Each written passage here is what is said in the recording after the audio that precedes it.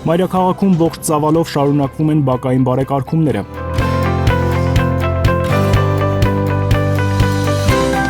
Ապօրինաբար զավթված հողակտորները եւ դրանց վրա կառուցված ավտոտնակներն ապամոնտաժվում են, բնակիչների համար ստեղծելով նոր ու բարեկեցիկ միջավայր։ Աշխատանքները նոր թափով մեկնարկել են նաեւ Երևանի Շենգավիթ վարչական շրջանում, որտեղ մի քանի հասցեներում առաջիկայում կավարտվի ֆուտբոլի նոր դաշտերի խաղահրապարակների կառուցումը։ Բացի այդ, հարակից տարածքներում կավելանան կանաչապատ գոտիները։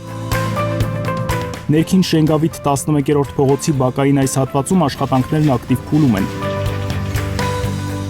Տարածքից հեռացվում է շինարարական աղբը, մետաղական հին խաղասարքերն ու նստարանները փոխարինվում են նորերով։ Փոքրիկ բնակիչները մայթերում խաղեր կազմակերպելու փոխարեն ամառային արձակուրդները կդիմավորեն արդեն իրենց համար կառուցվող ֆուտբոլի նոր դաշտում, որտեղ բացի դրանից կկարողանան խաղալ այլ սպորտային խաղեր եւս։ Մենք որ իմացանք սենց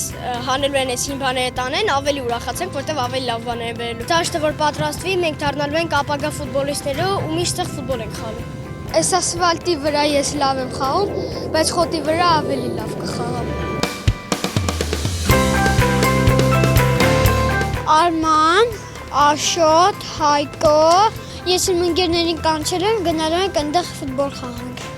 Երեխաների ուրախությունը փոխանցվել է նաև մեծահասակներին, զրուցարաններում հավաքվելու եւ մտերմիկ զրույց անցկացնելու շրջանը բացվել է։ Վերջապես իրենք էլ կարող են օրն անցկացնել ավելի մաքուր միջավայրում։ Գեղեցիկ կլինի, մարդիկ կուլտուրական կհանգստանան այստեղ։ Երևանցիների հանգստի ժամանցի պայմանները հնարավորինս լավ ապահովելու նպատակով բակերի բարեկարգման ծրագրերը շարունակվելու են, ներառելով բոլոր վարչական շրջանները։